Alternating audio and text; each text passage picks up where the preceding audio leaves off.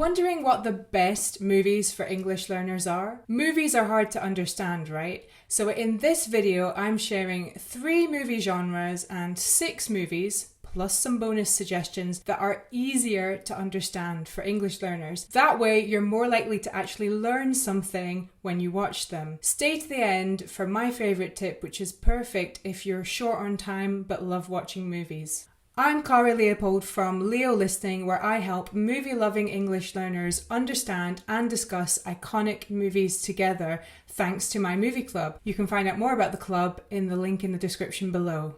So the first type of movie that tends to be more accessible for English learners is movies that have a narrator. This is because monologue tends to be easier to understand than dialogue, making movies where the film contains narration a good choice. This rule isn't 100% foolproof. You will, of course, find counterexamples of movies with narration that are difficult because the narrator speaks fast or uses vocabulary that's difficult. And of course, all movies with narration will also contain some parts with dialogue. I'm not sure if there are films out there with 100% narration, although if you find one, please let me know. But the good thing about films that have narration is that you get a break from the fast-paced dialogue when the narrator is talking, and usually they will talk a bit more slowly, a bit more clearly than they do in the scenes with dialogue. I checked out a few movies containing narration, and I've picked a few that I think will suit you. So, my first suggestion for a movie containing narration is 2003's Big Fish, directed by Tim Burton and starring Ewan McGregor. The film is actually based on a book of the same name. Another tip, read the book to help you understand the movie. And it's about a man called Will who goes to see his dying father, Edward. Will fell out with Edward because Edward tells a lot of wild stories about his life, and Will doesn't really know his father because he doesn't know what's true and what's not true because the stories are pretty unbelievable. In the movie, we see flashbacks of Edward's life, and Edward narrates these flashbacks to tell his life story. The only thing that might be a bit tricky in this film is that Edward is from Alabama in the south of the US, so his accent is a bit unusual. You might not be used to it, but if you watch this movie, and you'll spend a lot of the movie listening to him, I'm sure that you'll adapt to it as you go along and you'll be able to understand it. One of my favourite films ever with plenty of narration is 2006's Stranger Than Fiction, starring Will Ferrell and Emma Thompson. I love watching Will Ferrell when he's being silly, and I also love watching him when he's being more serious, as he is in this film. So in Stranger Than Fiction, Will Ferrell plays Harold Crick, a taxman who lives a pretty boring life until one day he hears somebody narrating every single thing that he's doing. It's pretty weird, and it gets much, much worse when he understands that this person is also narrating his upcoming death. Very worrying. And it actually turns out that this person narrating his life and eventual death is Karen Eiffel, played by Emma Thompson. What's good is that Emma Thompson's speech is super, super clear when she's narrating Harold's actions. So you should have no problem understanding her. I've worked with students on films where Emma Thompson plays in them, and sometimes she can be hard to understand, but I would say that here, particularly in the narration scenes, there's also scenes where she has conversations with other characters where she might be a bit less clear, but in the narration scenes, she is very clear and easy to understand. Another rather famous movie containing narration is 1986's Stand By Me, which is a coming-of-age movie directed by Rob Reiner and starring some big names as young kids. So we've got Will Wheaton, River Phoenix, Corey Feldman and Jerry O'Connell. The movie is actually another adaptation of a book. This time it's a novella by Stephen King called The Body, and the reason the book is called The Body is because the story of Stand By Me is about 4 friends in the summer of 1959 going on a hike together to find the body of a local boy who has gone missing. Geordie, played by Will Wheaton, is the narrator of the movie, but he's narrating from his adult perspective. So not as a kid, but as an adult. And so they got Richard Dreyfuss to do the narration. If you're looking for other movies with narration so that you can take a break from listening to dialogue all the time, there are tons. A few that might be suitable or might not be, as you'll be the judge, are Days of Heaven, Vicky Cristina Barcelona, The Shawshank Redemption, Fight Club, and Annie Hall. So enjoy those movies if you try watching them, and enjoy the narration as a break from the dialogue. Have you ever watched a movie where there's only one character on the screen?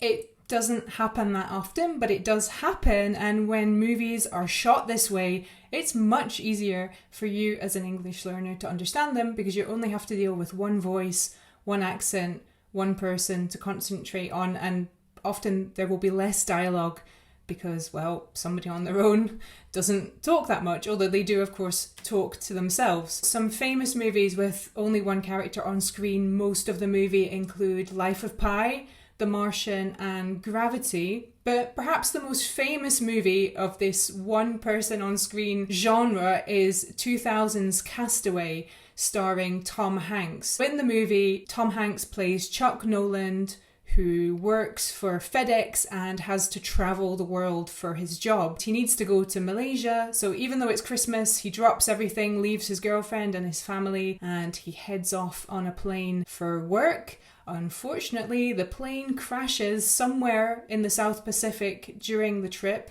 and Chuck is the only survivor. He washes up on the shore of an uninhabited island, and he has to figure out a way to survive. So we see scenes where he talks to himself, and the packages from the plane he was on start to wash up on the shore, and he opens them, and one famously contains a volleyball from the Wilson brand, and he ends up naming it Wilson and talking to it. So you can enjoy the one-sided discussions between Chuck and his volleyball friend. Of course, not all the scenes only contain Chuck. There are scenes at the beginning and end with other characters, but for the most part, this film is just going to be you, Chuck, and maybe Wilson, and plenty of silence, but also some one-sided dialogue as well. Are you short on time?